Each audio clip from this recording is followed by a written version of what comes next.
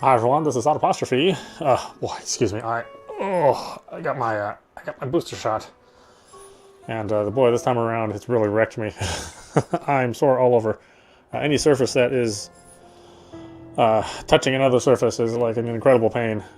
So trying to sit where I have the least amount of surface area available.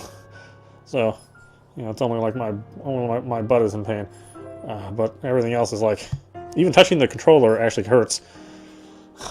So yeah, boy, this time around it's that booster really done a number on me.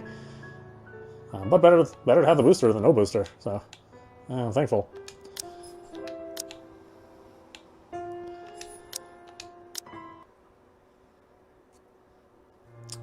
Night spent eating dinners alone, the number of days coming home to an empty house growing with each passing year, and sometimes several Christmas Eves spent with relatives instead of my own family.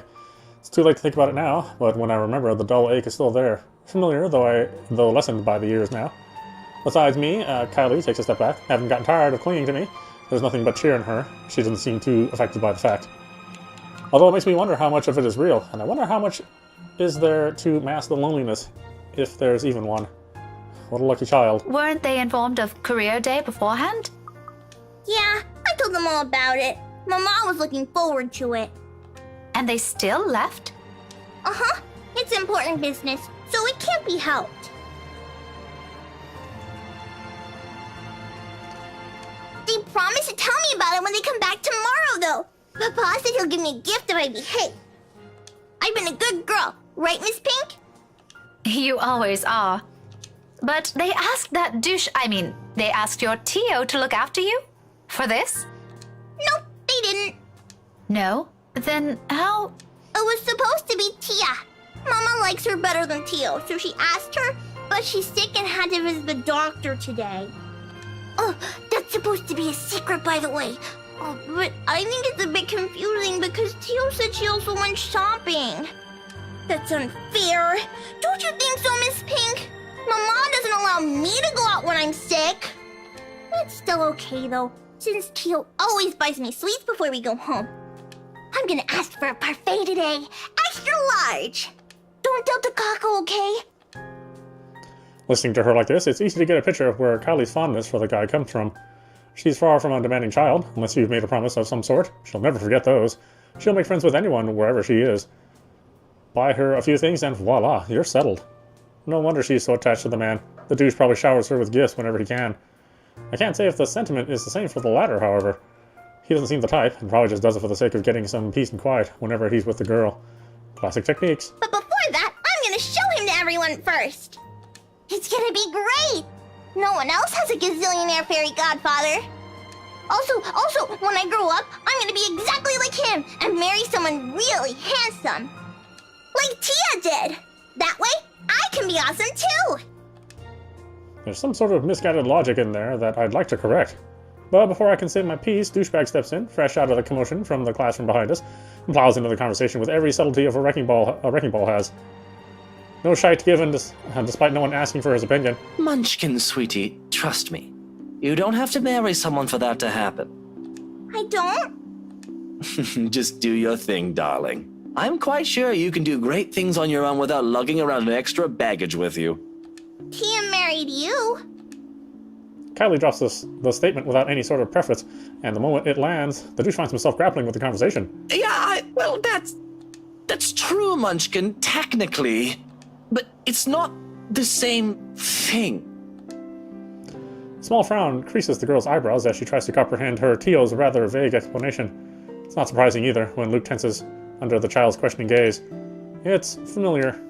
I've seen the same look a great deal of times before, on Ashton whenever he's trying to say something he can't quite phrase. Another second passes before the douche moves, kneeling in front of Kylie and placing both his hands on either sides of her shoulders. Kind is the last word I'll ever use to describe the man, but in this minute, there's a smile on his face that I can't place. Tender by all means for someone as obnoxious as him. It's a curious thing to see. It's, if not a bit odd. Listen here, sweetie. Tia was already a great person before she met me. She is? But I don't see her doing anything. She's always at home. Not always, Munchkin. Did you know she's really good at numbers? You're good with them too. You helped me with my homework once. Well, Tia's much better than me. She used to do maths with big numbers. Oh, like millions? No. Gazillions. And she's really good at it. So much so that her dad let her manage anything that had to do with it. That was even before she met me, too. Does that mean she's better than you? Oh, leagues, Munchkin. Way better than I'll ever be. For some reason, I don't think he's still talking about his wife's mathematical prowess as his voice trails off. In fact, if I had not been paying closer attention, I wouldn't have noticed the change in him. The slightest shift in his smile from one that's tender to something wistful, like remembering a memory he has always been fond of, but has often kept to himself. And at the fleeting glance of it, a tiny, insignificant part of the world somehow also shifts. Opinions changing, impressions moving. You know what? Why don't you ask Tia next time you have homework, Okay, next time I'll ask her to help out. See? No need to marry a good-for-nothing bloke. Can I also tell her to not stay at home anymore? If Tia's good at it, I'm sure she can help you out too. And Papa. He computes a lot of numbers too. Tia can help him. You go do that. I'm sure she'll love to hear it, Munchkin, even if it's been a while since. Another silence from him. Then, without missing a beat, he turns Kylie around and lightly pats her shoulder in a gesture to end their conversation right here and there.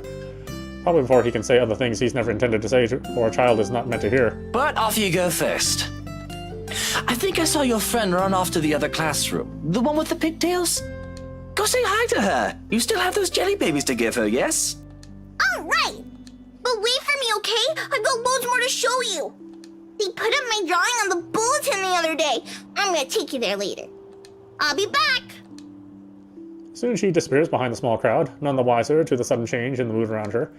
Luke straightens as soon as she's gone. The expression on his face grows less kind, now that there's no one to reassure. Despite that, a chuckle still escapes me. His head quickly snaps at me, an accusing glare clear in his eyes. Although it's less threatening now, considering what I've witnessed earlier. Funny how one person's impression of someone can easily change with that minute detail. Why are you laughing like that? Don't mind me. I just saw something surprising today. Don't let it bother you.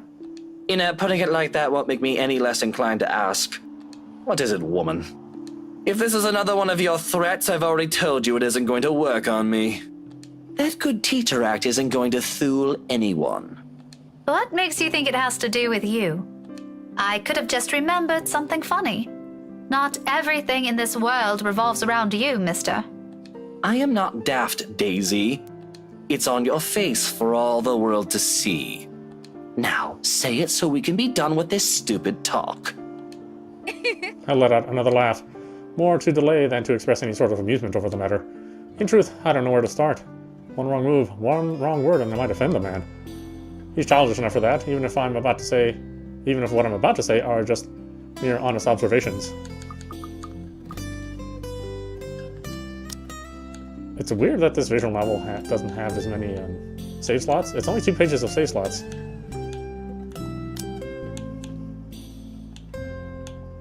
And usually visual novels have like pages and pages and pages of save slots.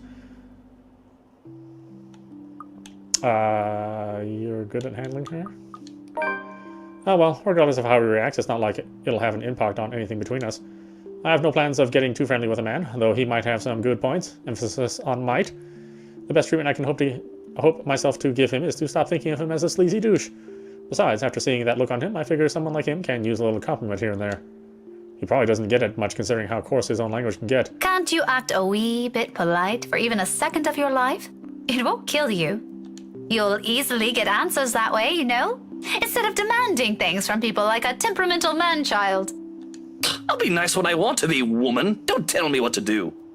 And here I was just thinking how you're doing a brilliant job as Kylie's guardian. Was I mistaken? Was I mistaken? What? Sorry, I didn't catch that. Stop playing dumb.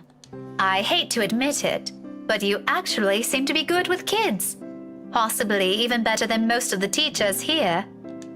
What do you know? I expected him to just take it all in, bloat his ego more, and even brag about it. Instead, what I get from him is a sound resembling a squawk. Or maybe that's him choking on his own pride. I can't tell above the hubbub around surrounding us. When I glance at him, only a mortified expression is on his face. No. No? You should be proud of yourself. At least there's this one good thing about you. Isn't that nice to hear? Pretty sure not a lot of compliments get thrown around about you, knowing how you are. There are a lot of good things about me, Daisy. My hair, for one. There's also my extraordinary good looks. Wax lyrical about those all you want. I'd be happy to hear it any day. Praise anything about me but that. What is so repulsive about it? Even Kylie likes you. Shouldn't that tell you anything about yourself? Kylie is one kid, not even my own. Trust me, you do not want to see me bring a spawn of my own into this world. It will be an abomination. Is that what you keep telling yourself? Maybe. Is it any of your business? No. But if I didn't know any better, I'd say this is because you yourself think you're a little piece of shite and somehow it'll pass on. It doesn't work like that, by the way. The last remark just came out. There might be a sliver of truth in it, but I shouldn't have phrased it like that. Even from my own standards of the kind of person I'm talking to, it's still quite rude. An apology is ready at my throat, but the minute I open my mouth, all of what I prepared myself to say dissipates. Lost in a moment in front of me. He has turned to gaze outside, staring at some point past the buildings blocking the view of the sky, equally lost in his own thoughts. He's a vexing man under so many standards. However, in this moment, the morning light streaming from the window leads his features a certain air. Softer, less severe than when he often flaunts. I might as well be looking at a different man. There's a tender note in his voice when he finds it, the words muttered under his breath, not intended for anyone but himself. Nevertheless, it reaches my ears, unintentional as it may be. You're right. She deserves someone far better than me.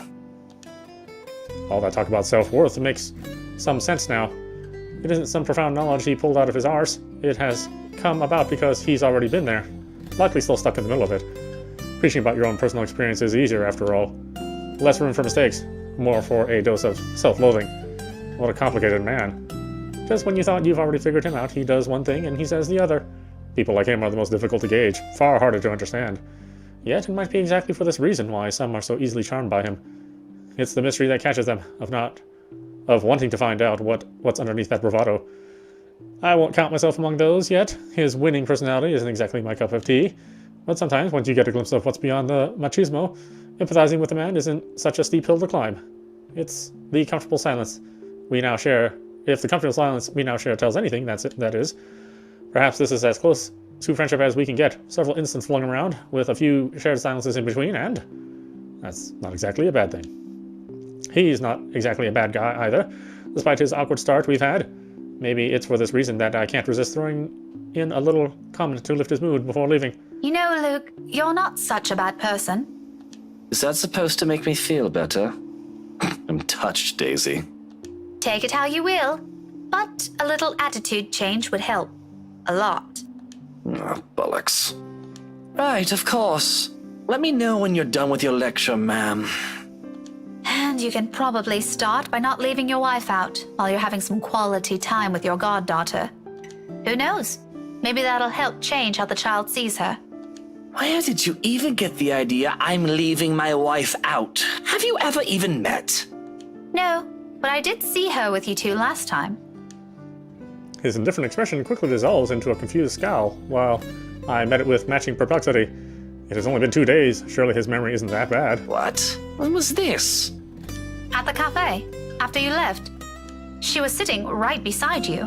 Kylie was at the back and you were driving. Daisy, are you sure you haven't accidentally hit yourself with your own book? Because that damn thing's quite big, and I'm really getting worried about you.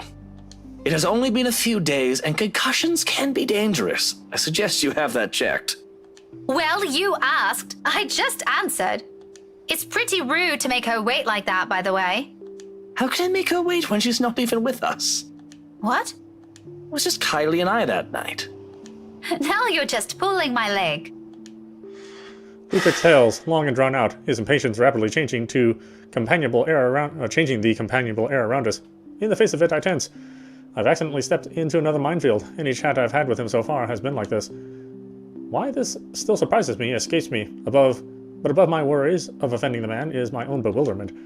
I remember well enough what I saw that night, yet he says something completely different. Wifey was out with Kylie's mummy that night. She wasn't with us. How do you think I ended up on babysitting duty? But in the front seat. And Kylie's... Miss Pink! Kylie's sobs reach my ears first, and then her familiar weight returns around my waist again. Hot tears seep through my blouse as she buries her face in it, her arms winding tightly around me. Luke and I briefly exchange worried glances, his own lips shut tight with concern. Her cries are soft enough to not attract much attention. Most of the visitors have been ushered inside the rooms by now anyway. Those that still linger, though, watch our little group with great interest and concern. If I don't get a better handle on the situation, I have a feeling Luke will start yelling at everyone soon. Kneeling, I gently pull the girl away from me, cupping her face and wiping away tears, creating little trails on her cheeks. Her mouth is drawn in a miserable pout when she peers up at me. All right, Kylie. Calm down. What happened? It's my friend! That's a little too vague, Munchkin. Let her speak, Luke. Who is it, Kylie? Melody? Or was it the other one? Yeah. Did the two of you fight? She nods and immediately clams up after, letting her sobs communicate the story instead, or as much as her shaking shoulders can tell me.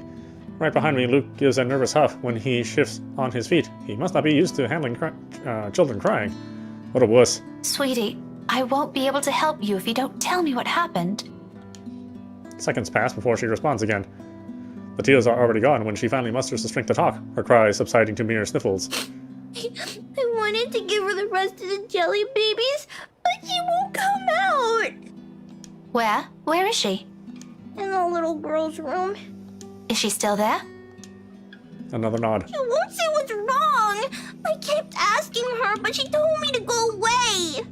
Career day's going to start soon. I saw the prizes Miss Alice will give us for good. She's gonna miss it. Is that what you told her? Yeah, she won't listen. She won't even take the jelly babies. After I saved it for her, too. Tio Luke wanted to eat the red ones, but I told him it's not for him.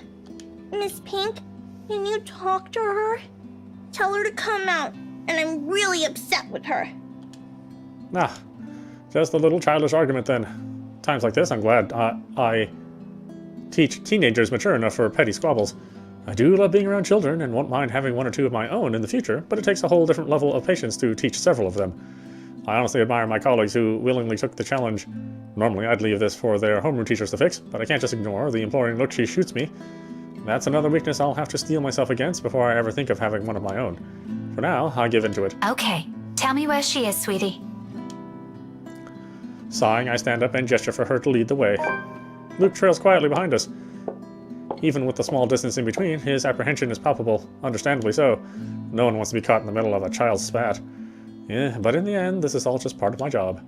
I can't just shy away from it, can I? Kylie escorts us to an adjacent hall. At this hour, the corridors and rooms lining its sides are empty. Save for the gentle rustling of leaves, the twittering of birds outside, and the tapping of our foot against the floor, the whole area stays eerily quiet. Not unusual, though. This part of the building is reserved for club activities at the end of the school day, and with the rest of the school busy with another event, it's only natural for it to be this deserted. Come afternoon, right after class, it'll once again be filled with people. For the time being, I focus on the toilets at the far end, heading straight for it. Luke stays behind, opting to wait for the end of this drama instead, obviously not wanting to deal with another person's kid. Meanwhile, Kylie follows right after me, unusually silent as we approach the ladies' room. Sometime before we made The turn down the hallway, she has stopped sniffling and started singing a tune under her breath. London Bridge is falling down, falling down, falling down. London Bridge is Probably to brace down, or calm herself. Or maybe this is her way of preparing to pull her friend out of her sulk. It certainly reminds me of another person. I make no remarks on it, however. It's all part of growing up, they say. Let her learn. The door is slightly ajar when we get to it, and from inside the sobs of a girl echo weakly, barely audible even in this kind of hush. Turns out Kylie's not the only one upset about this. Despite the situation, a smile forms in my lips as I call out to her friend. Hello? Hello there? You're Kylie's friend, aren't you? Nope. Melody, is it? She's looking for you. Children can be so amusing sometimes. Granted, they can be exasperating, especially around this age, but the enduring things about them outweighs those. All you need is enough level of patience. Career day's about to start, too. You'll have to come out, or you're going to be really late for it. Miss Alice won't be happy if one of her kids isn't there.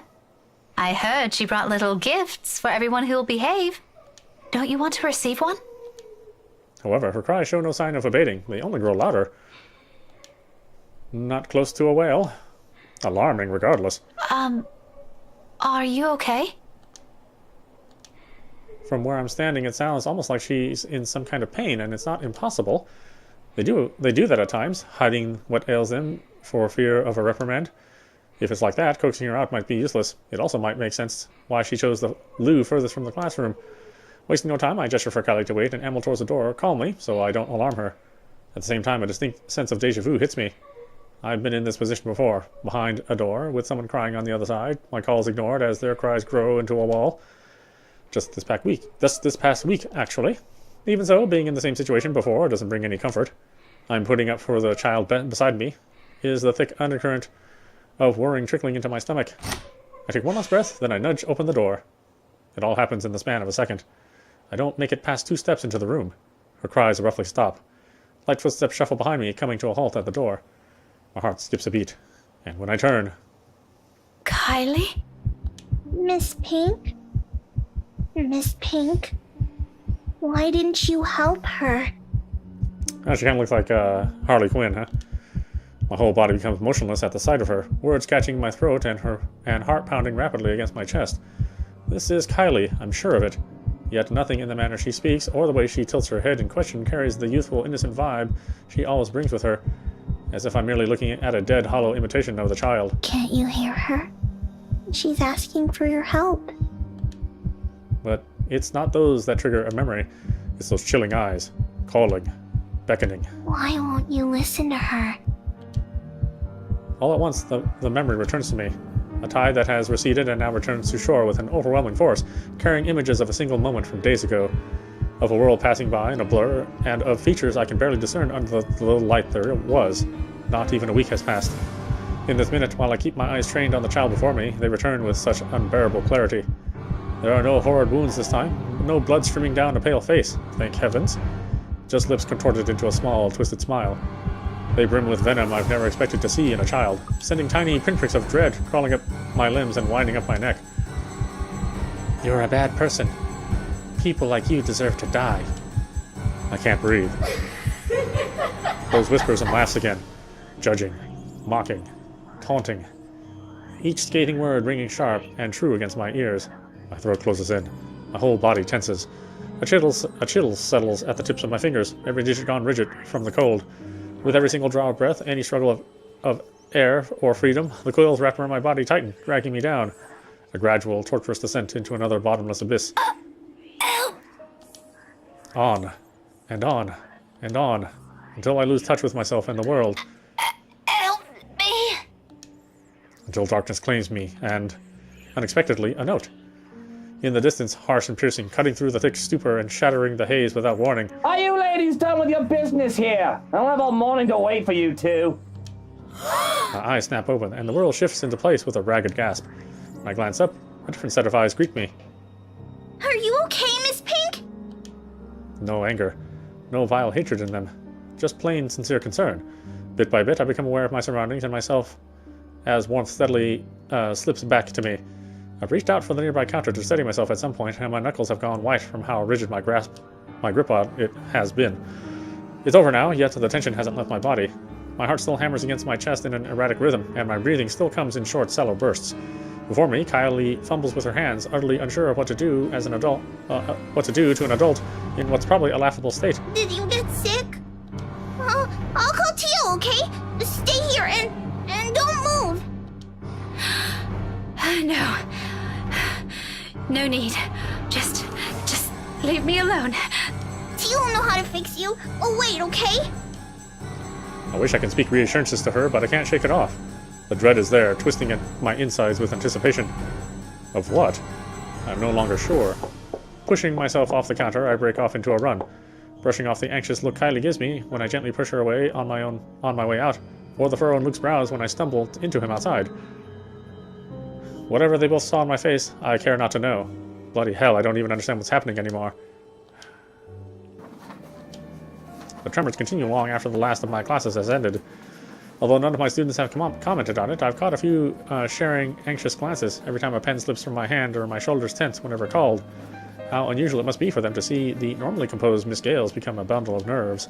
Even the most boisterous ones have given me less grief today. You think being on my fourth cup of tea would provide any sort of comfort? Or is it the fifth? Egad. Why does counting matter now? The fact that I can't easily shake it off this time would tell me something. The last time this happened, I passed it off as some lapse in my part after having been sick the week before. And it is a natural conclusion. Those are just stories. A centuries-old lore passed by the locals to keep children in line. What place doesn't have those? One of my Dawes books even went as far as to describe them as a strong part of Isabel's culture. Tree giants, women who feed on unborn children straight from a mother's womb, or hell, there's even that one story about a demon baby. All folklore that never had a smidgen of truth to it, most probably told to scare off the natives there back in the old days. Much like every other one in every other place. The world is more universal than people care to think. But looking at it from where I'm standing now, after staring right into the eyes of that woman, after all the things I've been hearing and feeling, perhaps there's really more to that bloody letter than some awful Halloween prank. Perhaps Isabella's right all along. A terrible thing if true. Though that thought does not linger long, thankfully. Soon the ringing of my mobile takes my attention away from it. An unfamiliar name flashes before me once the screen lights up, and my brows knit together. Marianne McCullough. Staring hard at the screen, I try to remember when I've entered this person on my contact list. It takes a moment, but when it clicks, my eyes zero in on the book lying wide open on my table. Loaned out from the library almost a week ago. I met the woman there by sheer coincidence, a fellow history buff, apparently. We were after the same book, but in the end she's given it to me, under the condition that I call her once I'm done.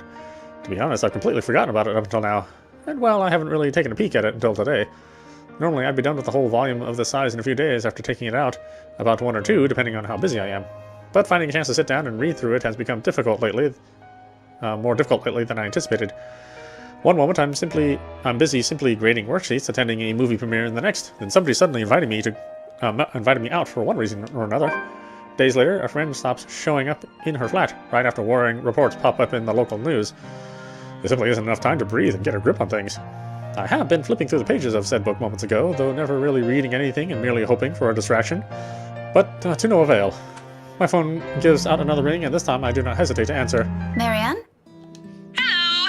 Here I was starting to wonder if it was a bad time to call. Is it? No, not at all. I dismissed my last class a few minutes ago. I'm pretty much free for the rest of the afternoon. Unless something comes up. Is this about last time? The book?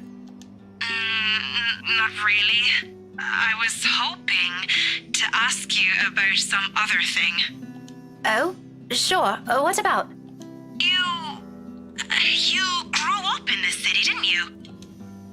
It's a peculiar question to ask to someone you've just met, but I answer her nevertheless. I'm more curious where she's heading with this by starting with that. Born and raised, third-generation migrant. Why do you ask? So, you must be familiar with the local lore. The, stories? Quite. If I'm going to teach about history, I'd like to think I am, yeah? But a family friend would be a better person to ask. If you want, I can contact him for you. No, let's just keep this thing between us, okay? It's nothing too big. Alright. I really don't know how else to put this without sounding a bit crazy. But things have been really, odd. Do you remember the mansion I mentioned back when we met? My current project? In hindsight, I should have expected it to lead to this. She must not have lived here long if she's just asking about this now. It didn't take a week with Isabella when she arrived, but that's Isabella, superstitious down to the last hair. Though it won't be too far off to think Marianne has only started thinking about this recently. She's working on the damn house itself. I must admit, even I'm curious now, despite living here for so many years and having so many chances to look it up before. The Ermengarde Mansion, yes? Yes, that one. And, the thing is... Oh dear, this is a bad idea. You know what? Just forget I ever called you about this. It must have been the sunny weather. It's making me sick and see stupid things. See things? No, wait. It's all right. I don't mind. There's a moment's pause before she responds again. She's right in that. This is a silly thing to talk about, especially between what I assume two people who are pretty grounded on the beliefs with no regards to these things. I won't blame her if she hesitates. I can't believe I'm asking you about this. It's fine. Why don't you just think of it as some form of research? Well, all right.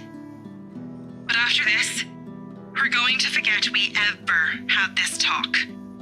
My lips will be sealed. Now, what is it about the mansion? Just, what do you know about it? The general gist. The place's past. What happened to the owners? Anything you can give me. Let's see.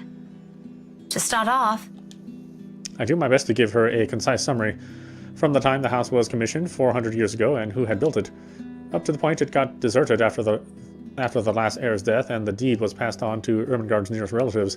Frankly, if it weren't for those urban legends persisting, the house would have already faded into obscurity long ago, demolished even. These are all nothing she probably hasn't heard before, but yet there's the satisfaction in her tone once I finish. That's all there really is to it? as far as I know. There's this little bit I forgot to mention about Lady Charlotte Ermengarde's death, but most of those are just theories. Aside from that, this is really everything we've been teaching all these years. Should there be anything more? No mention of any other weird stuff? Other crazy stories? Or a letter of some sort? My blood runs cold. Any warmth and comfort the tea I've drank has given me prior has instantly been drained out of me. The phone creaks softly as my light hold on it turns into a firm grip.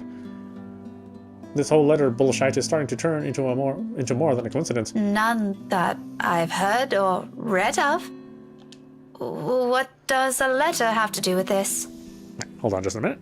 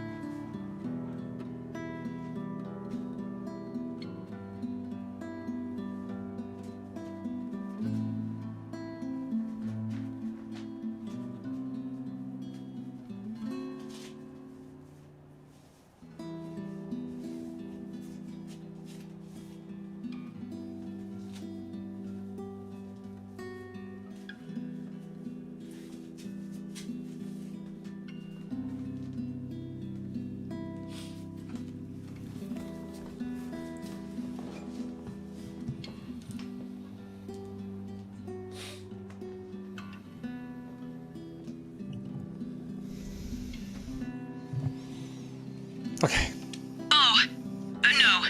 It was just something I came across. Ignore it. Random thoughts, you know? By the way, I need to run. Thanks for answering my questions.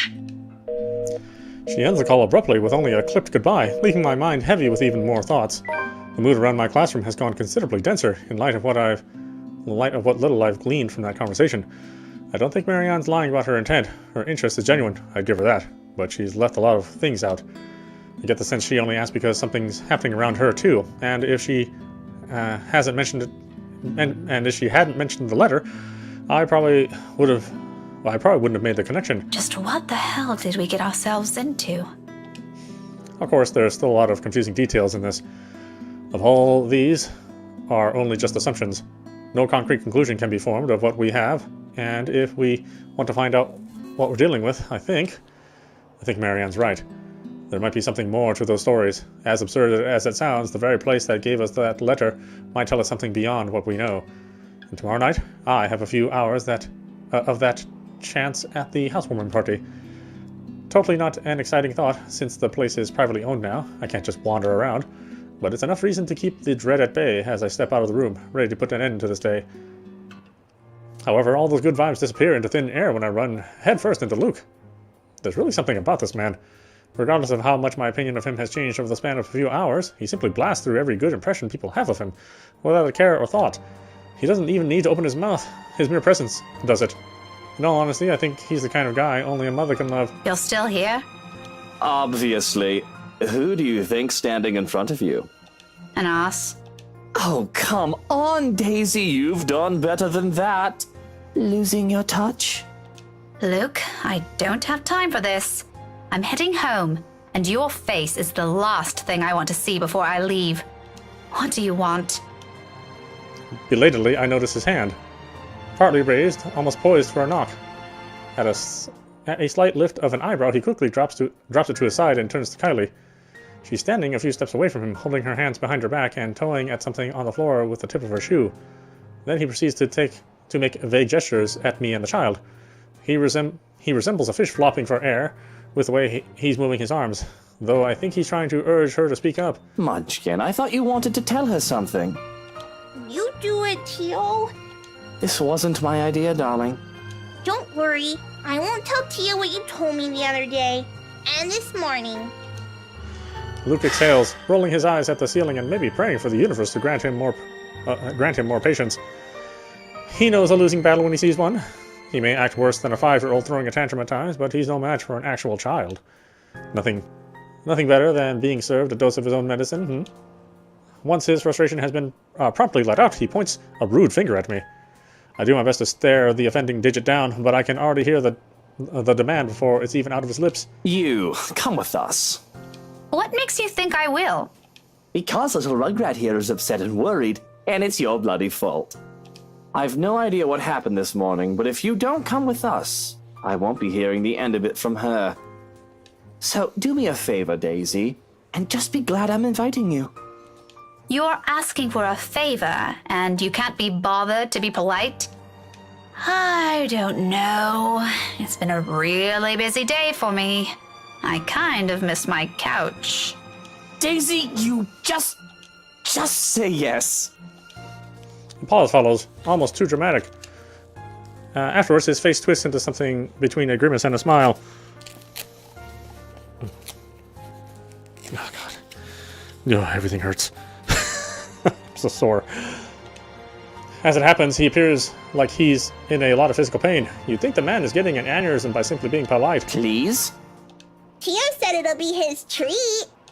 What? I said no such thing, Munchkin. I only agreed to this because you requested it. I'm under no obligation to feed her. I promise I'll be quiet the next time I visit. Oh, all right, but just one meal and make it the cheapest. He and Ashton will get along famously on that department. On a different front, the offer of free dinner does sound enticing, however half-heartedly given it is. Mostly because Kylie has wisely put on her puppy eyes, and by the second I find all my choices slipping away from me. See, Miss Pink? It'll be fun. You don't have to feel sad anymore, okay? Oh, well, My mobile buzzes from my pocket, cutting me mid-sentence, and for a second I'm spared the act of giving an answer I'll regret either way. Fishing the gadget out, I wave a hand at him and excuse myself. Disgruntled expression is on Luke's face before I turn away. I'd be lying if I said it didn't amuse me. He's as eager to be done with this as I am, but what can I do? Checking, a message from Ashton shows up. Hey Becca, I'll be around Salemwell this evening. Need to meet someone in the area. Might have to drop by yours and Isabel's place after. See ya. Oh, just the usual. Unlike what he does to Zachary, Ashton has the decency to let us know when he's dropping by or he's in the area for some business. From the way it's phrased, it sounds to be the latter. Either way, I'm glad he's at least aware of that boundary, noting not that Isabella is ever going to tell him leave the building not that Isabella is ever going to let him leave the building unscathed if he ever puts the same stunt he does with the other man. I cringe to imagine what she'll do to him. Sighing, I slip the gadget back into my pocket. But looking up to see Luke's utter impatience on his face, I now face a different dilemma. The two of them are still waiting, and knowing the kind of person Luke is, this is already a grand gesture of goodwill coming from him. All to please his godchild. His denials aside, it's easy to tell he's really fond of Kylie from his actions alone.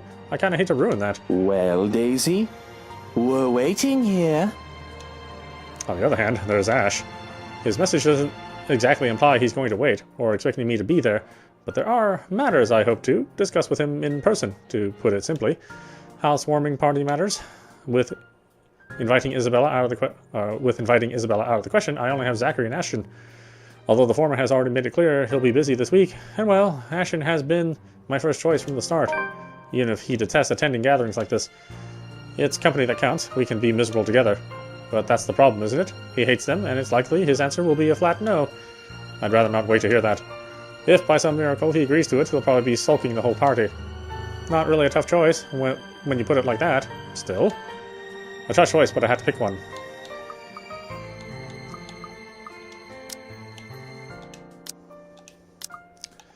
Okay, we'll go. In the end, it's my own fondness for Kylie that wins out. Chances are I'll only have to endure his presence for an hour or so. If that lasts more than that, I can make him an excuse and a sudden call from a friend or things to work on. It doesn't seem so bad when I think of the pros and cons. At best, it'll be a quiet dinner. At worst, it'll be an awkward affair where we're both eager to be rid of it. I'm leaning more on the latter happening, hoping for the former, of course. Okay, but only because Kylie asked. Kylie's face instantly lights up. For the third time today, she's tackled me into a hug before pulling away and dragging me by the hand towards the building's exit. That's alright. I'm sure Tio doesn't mind. He let me pick where we're going to eat. Don't worry, it's just close.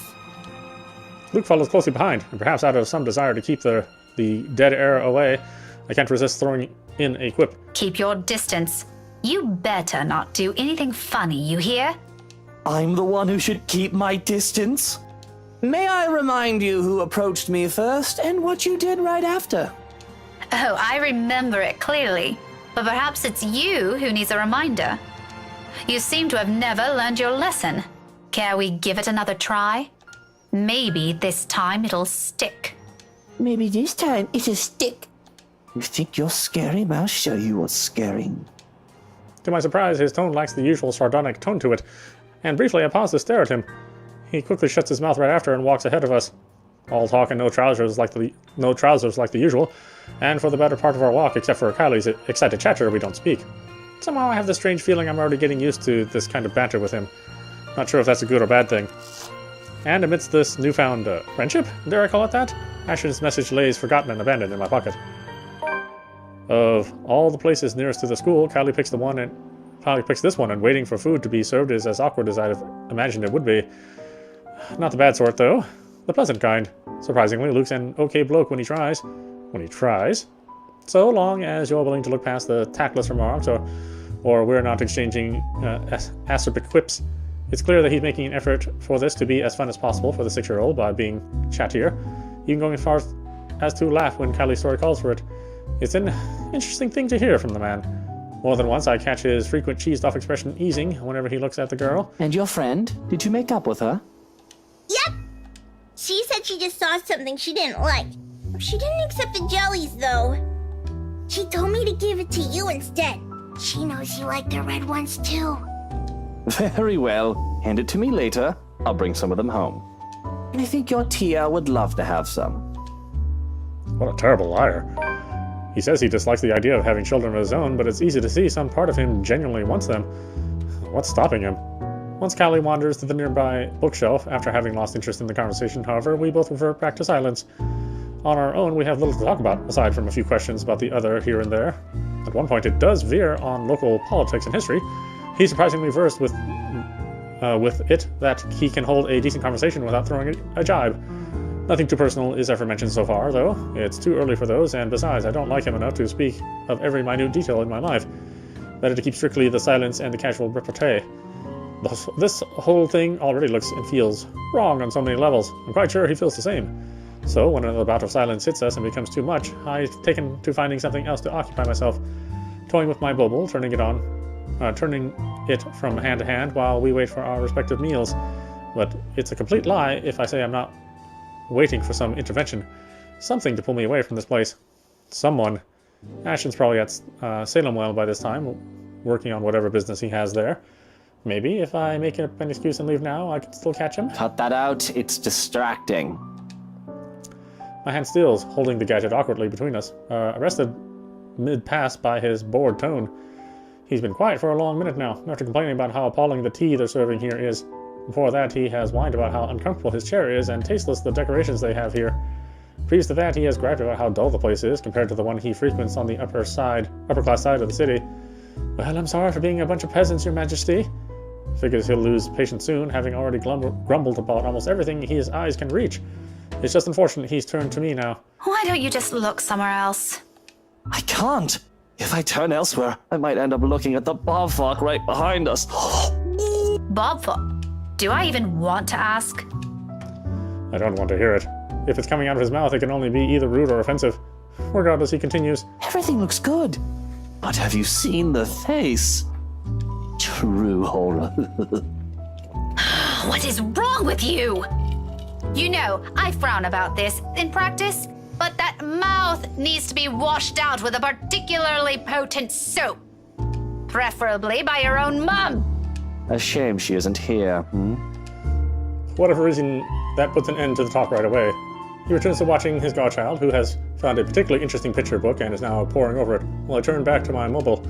Still no message. Would it kill him, at least, to send a message? Check if I were home? Meanwhile, Luke's silence lasts for all but 10 seconds. What is it with the damn mobile? Are you on a curfew? He's got the immature act down pat, I'll give him that. Seriously, how old is this guy? He has somehow been deprived of affection during his childhood. And what is it to you? I don't think it's any of your business what I do with it. It is my business, all right? 1, I'm the one paying here. 2, I'm being forced to eat dinner in a place this stuffed and noisy. Lastly, it's been 10 minutes, the food isn't here, and I'm hungry. What you're doing with the mobile is annoying and distracting, when the least you could do is keep things entertaining while I suffer. That's your problem? Shouldn't you be more worried about how this entire affair looks to other people? Oh, I didn't realize this was one. You move fast, Daisy. You could have informed me first, you know. Had I known, I would have taken you someplace nicer. Certainly the kind with better food and plenty of good wine. Why did I ever think this was a good idea? Did it ever occur to you how inappropriate this might look to everyone?